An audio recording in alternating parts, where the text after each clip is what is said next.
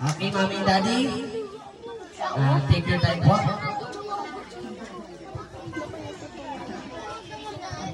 Ay, masabi nga po sa inyo sa lahat po na pumunta dito, maraming salamat po, lalo po sa mga pinsan ko, sa lahat ng tulong sa pagluluto. Maraming salamat po sa inyo, sa lahat po, lalo ka na sa mga Janry, Edson, sa lahat po na nagluto, salamat po. Sa anak ko naman po, masabi ko lang na tuloy-tuloy mo lang yung ginagawa mo sa buhay mo kasi bata ka pa. Enjoy mo lang yan. Iwasan mo na yung gadget mo. Yun lang masabi ko. I love you. Okay, palakpakan naman po tayo dyan. Mami, ikaw naman po, may birthday wish ka siguro kay Herman dyan. Palakpakan naman po natin si Mami. Palakpakan naman malakas. Palakpakan naman po tayo dyan. Bakit ayaw ko naman? Hi, baby boy. Wait ka na. So, ang wish ko sa'yo is continue mo lang yung guidance mo. Proud kami ni Daddy sa'yo. Gagawin namin lahat para sa'yo. Then, thank you po sa inyong lahat na umatayan. Kahit hindi kami part ng family nyo na ngayon lang kami na-encounter dito since nasa Maynila kami. Thank you for being there. Dahil sa family ni Francis at saka sa family ni Renz yun. So, big boy ka na na. I want to grow old with you. I love you. Alright, wala ba mga kamay dyan? Palakpakan naman po tayo dyan. Okay, Enzo, ito. Sabi po ni Renz, meron daw po siyang isisingit. Okay, ano kaya yun? Okay, ngayon ito. Pakinggan natin kung ano sasabihin ni Renz.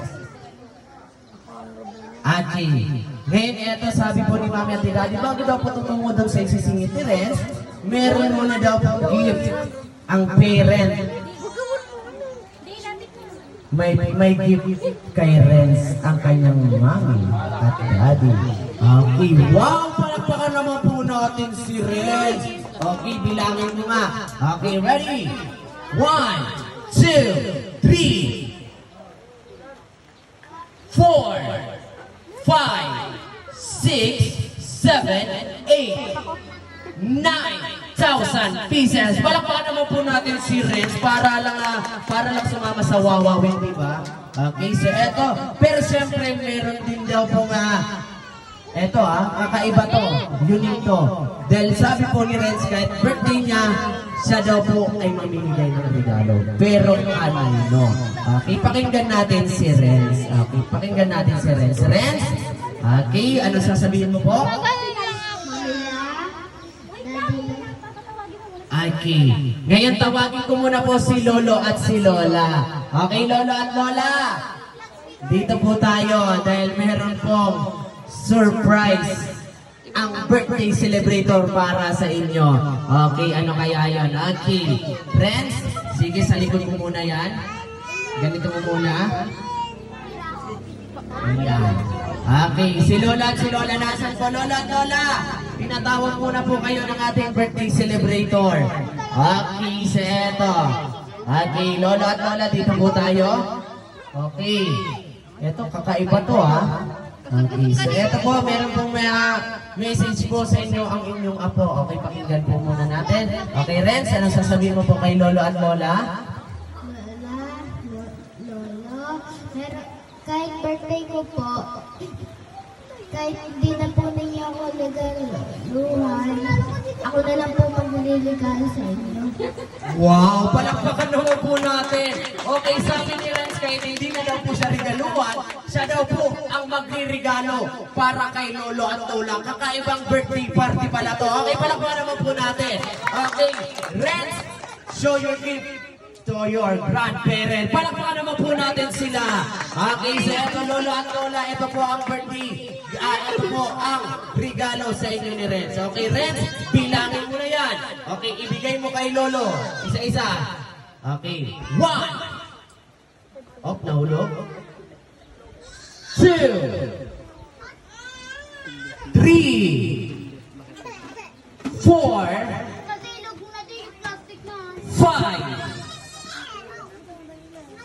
6, 7,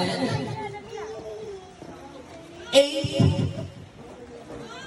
and 9. Okay, may natanggap po sila na 4,000 500 pesos nang gagaling kay Renz. Okay, naghahatian na yung mag-asawa. Baka meron din po ako para sa akin.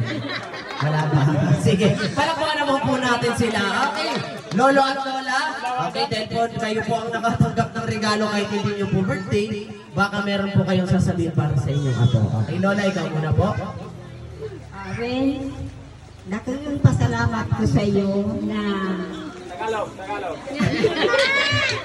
malaking pasalamat ko sa iyo na binigla na ako dito sa bumi na dito ko maghahanda. Sabi ni mami mo, dapat mag-outing na lang kayo sa Baguio. Ngayon, hindi ka pumayag. Sabi mo, dito ka maghanda para makita mo yung mga pinsan mo, Lola at kakalon mo. Salamat, maraming salamat. Dapat kanya mag-regalo sa iyo. Kung kami ang nagsigaluan mo. Iiyak ko yan. Iiyak.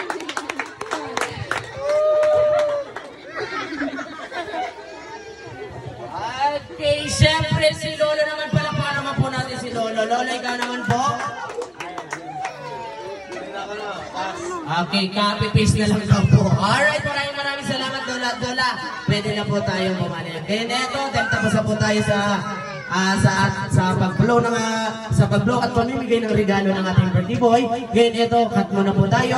Dahil eto, oras na po para sa pagkain. Okay, pero pagkatapos po kumain, wag muna po